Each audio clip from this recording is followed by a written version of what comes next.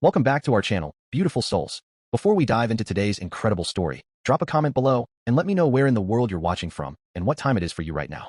I love connecting with our global family.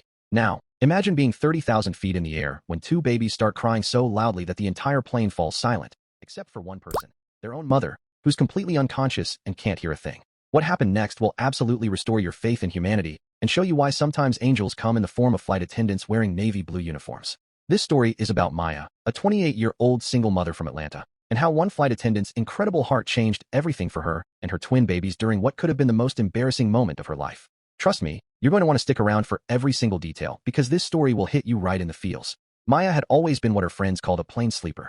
The moment that aircraft lifted off the ground, something about the gentle hum of the engines, the steady vibration, and the enclosed space would knock her out cold.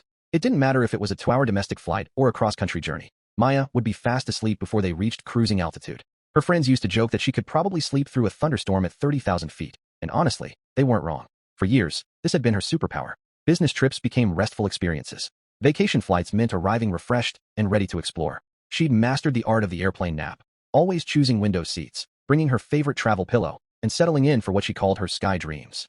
Fellow passengers would sometimes look at her enviously as she dozed peacefully while they struggled with discomfort and restlessness.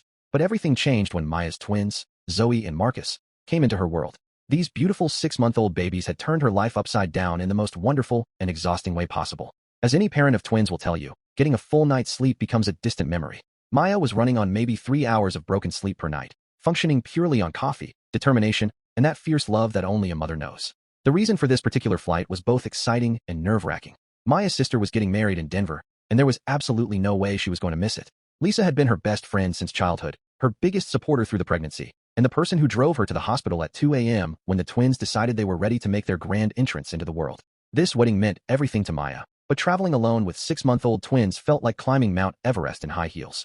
Maya had spent weeks preparing for this trip. She'd researched everything about flying with infants, what to pack, how to handle ear pressure during takeoff and landing, the best times to feed them, everything she could think of.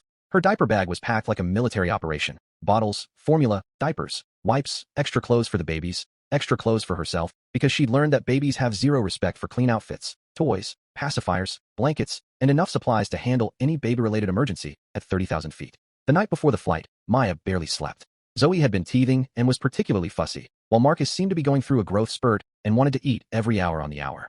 By morning, Maya looked like she'd been through a marathon, but she was determined to make this work. Her sister's wedding was in 2 days, and she had already missed so many family events since the twins were born. At the airport, Maya juggled 2 car seats, a massive diaper bag, her personal luggage, and 2 babies who seemed to sense that today was going to be different from their usual routine. Other travelers watched her with a mixture of sympathy and that look that clearly said, "Please don't let those babies be on my flight." Maya pretended not to notice the stares and focused on getting through security, which felt like navigating an obstacle course designed by someone who had never traveled with children. The gate area was crowded, and Maya found herself constantly apologizing as she tried to maneuver through the space with all her gear. Zoe started getting fussy, and Marcus began that warning cry that every parent knows means a full meltdown is approximately 30 seconds away. Maya quickly prepared bottles, changed diapers, and did everything in her power to keep her babies calm before boarding. When boarding time came, Maya was among the first to get on the plane, taking advantage of priority boarding for families with small children. The flight attendant who greeted her at the door was a woman named Sarah, probably in her early 40s, with kind eyes and a genuine smile that immediately put Maya at ease. Sarah helped Maya get settled in her row, even holding Marcus for a moment while Maya secured Zoe's car seat. "First time flying with twins?" Sarah asked, her voice full of understanding rather than judgment. Maya nodded, feeling suddenly emotional. "My sister's wedding. I almost didn't come, but I couldn't miss it." Sarah squeezed Maya's shoulder gently. "You're doing great, honey. We'll take good care of all 3 of you up here." As other passengers boarded, Maya noticed the subtle reactions. Some people smiled warmly at the babies, while others made a point of choosing seats as far away as possible. One man actually asked the gate agent if he could switch to a different flight when he saw Maya with the twins. Maya tried not to take it personally, but exhaustion was making her more sensitive than usual. During takeoff, both babies handled the experience better than Maya had expected. She'd fed them bottles during ascent to help with ear pressure, and they seemed more curious about the new environment than distressed. For a brief moment, Maya allowed herself to think that maybe this flight wouldn't be the disaster she'd been imagining. That's when the combination of her chronic sleep deprivation and her body's conditioned response to airplane engines kicked in. Despite having 2 babies to watch, despite being in an unfamiliar situation, despite every logical reason why she should stay alert, Maya felt that familiar heaviness in her eyelids. She fought it at first, knowing she couldn't possibly fall asleep while responsible for Zoe and Marcus. But exhaustion is a powerful force, and Maya's body had been pushed beyond its limits for months. The gentle vibration of the plane, the white noise of the engines, and the fact that both babies had fallen asleep in their car seats created the perfect storm. Maya's eyes grew heavier and heavier until she simply couldn't keep them open anymore. What happened next was every parent's nightmare, and every passenger's worst fear rolled into one. About an hour into the flight, both Zoe and Marcus woke up simultaneously and began crying. Not the gentle fussing that parents can sometimes soothe quickly, but full-throated, inconsolable crying that filled the entire aircraft. The sound was piercing, relentless, and seemed to echo off every surface in the plane. Maya, however, was in such a deep sleep that she didn't hear any of it. Months of sleep deprivation had finally caught up with her, and her body was essentially forcing her to get the rest she desperately needed, regardless of the circumstances. She remained completely unconscious while her baby's cries grew louder and more desperate. The reaction from other passengers was swift and unmistakable. People began turning in their seats, craning their necks to see what was happening. Whispers turned into audible complaints. Someone muttered, "Where's their mother?"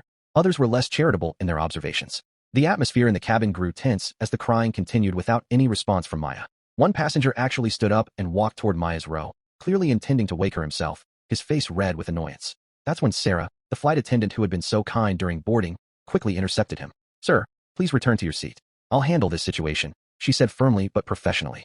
Sarah approached Maya's row and immediately assessed the situation. She could see that Maya wasn't ignoring her babies or being negligent. She was clearly in the deep sleep of someone who was completely exhausted. The babies were red-faced and crying, their tiny fists waving in distress, but they weren't in any danger. They were simply doing what babies do when they're uncomfortable or need attention. Instead of roughly shaking Maya awake or making her feel worse about the situation, Sarah made a decision that showed incredible compassion and understanding. She gently placed her hand on Maya's shoulder and spoke softly. "Sweetie, your little ones need you." Maya jerked awake, momentarily disoriented and confused.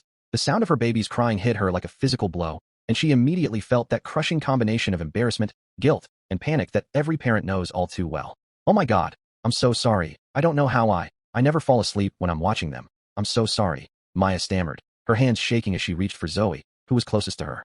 But Sarah's response was nothing like what Maya expected or what she'd been bracing herself for. Instead of judgment or irritation, Sarah's voice was filled with understanding and kindness. "Honey, there's nothing to apologize for. You're exhausted, and anyone can see that you're doing your best. Let me help you with them." Without waiting for permission, Sarah picked up Marcus, whose cries had reached a crescendo, and began the gentle bouncing and swaying motion that seemed to be programmed into every person who had ever comforted a baby. Her technique was natural and confident, suggesting she had experience with children. "Have they been fed recently?" Sarah asked while expertly supporting Marcus and trying different positions to soothe him. Maya, still mortified and trying to calm Zoe, nodded quickly. "About an hour ago, maybe a little more. They might be getting hungry again, but they could also just be overwhelmed. They're not used to traveling, and I think all the new sounds and feelings." "That's completely normal," Sarah assured her. "Babies can sense when their routine is disrupted, and flying is a big change for them. Plus, the air pressure changes can make them uncomfortable even if they handle takeoff well." Sarah continued to work her magic with Marcus, who was gradually beginning to settle down. She tried different holds, made soft shushing sounds, and even pulled out a few professional tricks she'd learned from years of helping families on flights. Meanwhile, other passengers were watching this interaction with growing interest. The initial irritation and complaints were being replaced by something else as they witnessed Sarah's incredible patience and Maya's obvious distress. It was becoming clear that this wasn't a case of a negligent parent, but rather an exhausted mother who had literally fallen asleep from pure fatigue. "Do you have any other family traveling with you?" Sarah asked as she successfully got Marcus to stop crying. He was now looking around with wide eyes, seemingly fascinated by this new person who was holding him. Maya shook her head, still looking mortified. "It's just us.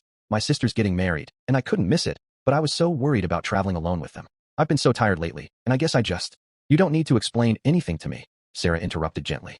"Being a single mom is one of the hardest jobs in the world, and traveling with twins? You're basically a superhero in my book." This comment caused Maya to tear up, which she tried to hide by focusing intently on getting Zoe's pacifier. The kindness in Sarah's voice was almost overwhelming after months of feeling like she was barely keeping her head above water. Sarah noticed Maya's emotional response and made another decision that went far beyond what anyone would expect from a flight attendant. "Listen, I have an idea. My service duties are light on this flight, and my colleague can cover for me for a bit. What if I help you with the babies for the rest of the flight? That way you can get a little more rest, and if they get fussy again, there are two of us to handle it." Maya looked up in surprise. "I couldn't ask you to do that. It's not your job to take care of my children." "You're not asking," Sarah replied with a smile. "I'm offering. And honestly, I love babies. My own kids are grown now, and I miss this stage sometimes. You'd be doing me a favor by letting me get my baby fix." What followed was something that everyone on that plane would remember for years to come. Sarah essentially became Maya's co-parent for the remainder of the flight. When the babies needed feeding, she helped prepare bottles and held whichever twin wasn't eating. When they needed diaper changes, she assisted Maya in the tiny airplane bathroom, holding supplies and making sure nothing fell on the floor. But more than just the practical help, Sarah provided Maya with something she'd been missing for months: adult conversation, and emotional support. As they cared for Zoe and Marcus together, Sarah shared stories about her own children, offered gentle parenting advice without being pushy, and most importantly, reminded Maya that she was doing a good job even when it didn't feel like it. You know, Sarah said as she bounced Marcus while Maya fed Zoe, I've been doing this job for 15 years, and I see a lot of families travel. I can always tell the difference between parents who care and those who don't. Your babies are clean, well-fed, and clearly loved. The fact that they're occasionally fussy doesn't change that. Other passengers began to take notice of what was happening, and the atmosphere in the cabin started to shift. Instead of annoyance at the crying babies, people were watching Sarah's kindness with growing admiration. Several passengers approached Maya during the flight to offer encouragement or share their own parenting stories. One older woman stopped by to tell Maya about traveling with her own twins 40 years ago. Honey, I once had to change both my babies on a Greyhound bus in the middle of nowhere. You're doing just fine. A businessman who had initially looked annoyed when the babies were crying later offered to help Maya carry her bags when they landed. My wife and I have 4 kids, he explained. I remember those days. As the flight progressed, something beautiful happened. What had started as a potentially embarrassing situation for Maya became a demonstration of human kindness and community. Sarah had not only helped with the practical aspects of caring for the twins, but had also created an environment where other passengers felt comfortable offering their own support and understanding. When the captain announced their descent into Denver, Maya felt a mixture of relief and sadness. Relief that they'd made it through the flight successfully, but sadness that her time with Sarah was coming to an end. I don't know how to thank you, Maya said as they prepared for landing. You went so far beyond what anyone should have to do. Sarah was securing the babies in their car seats for landing, and she looked up with that same warm smile she'd shown at the beginning of the flight. Maya, let me tell you something. In my job, I see people at their worst sometimes. Travel stress brings out things in people that aren't always pretty. But today, I got to see people at their best. I got to help a mother who's working harder than most people can imagine. I got to snuggle with beautiful babies, and I got to watch an entire plane full of strangers become a little more understanding and kind. You didn't just let me help you. You gave everyone on this flight a chance to be better people. As they landed and the plane taxied to the gate, several passengers stopped by Maya's seat to wish her well or offer final words of encouragement. The businessman helped her gather her belongings, and the older woman with twin grandchildren slipped Maya her phone number in case you ever need someone who understands. But Sarah wasn't done yet. As other passengers disembarked, she stayed with Maya to help her manage all her gear and the 2 car seats. She walked with them through the jetway and into the terminal, making sure Maya could handle everything before saying goodbye. You know, Sarah said as they reached the gate area, your sister is going to have the most beautiful wedding, and these 2 little angels are going to steal the show. Don't you worry about what happened on the plane for another second. You're an amazing mother, and anyone with eyes can see that. Maya started crying then, not from embarrassment or stress, but from gratitude and relief. For months, she'd felt like she was failing at everything, like she couldn't handle the responsibility of raising twins alone, like she was constantly letting people down. Sarah's kindness and the support of the other passengers had reminded her that she wasn't alone and that people could see she was doing her best. As Sarah walked away to catch her next flight, Maya watched her go with a heart full of gratitude. She realized that this flight attendant hadn't just helped her with her babies. She'd restored Maya's faith in humanity and reminded her of the power of compassion. The wedding weekend turned out to be perfect. Zoe and Marcus charmed everyone they met, and Maya was able to fully celebrate her sister's special day without worrying about being judged for bringing her babies. When people asked about the flight, Maya would light up as she told them about Sarah and how one person's kindness had transformed what could have been a nightmare into something beautiful. Months later, Maya would often think about that flight and Sarah's incredible heart. She'd learned that angels don't always have wings. Sometimes they wear flight attendant uniforms and carry themselves with quiet grace and unlimited compassion. Sarah had shown her that the world is full of good people who are willing to help when they see someone struggling, and that being a good parent doesn't mean being perfect. It means caring enough to keep trying. And somewhere in the skies, Sarah continues to work her magic, turning difficult travel days into reminders of human kindness, one passenger at a time. So there you have it, beautiful people, a story that reminds us that compassion is one of the most powerful forces in the world. Sarah didn't just help Maya with her babies that day. She showed an entire plane full of people what it looks like to lead with kindness instead of judgment. In a world that can sometimes feel harsh and unforgiving, especially to parents who are doing their best under difficult circumstances, Sarah's actions remind us that we all have the power to make someone's day better just by choosing empathy over irritation. I hope this story touched your heart the way it touched mine. If you've ever been in Maya's shoes, feeling overwhelmed and exhausted, remember that you're doing better than you think. And if you've ever had the chance to be someone's Sarah, to offer help when you see someone struggling, I hope you take it. The world needs more people like Sarah. People who see past the surface to the human being underneath who's just trying their best. Don't forget to hit that like button if this story moved.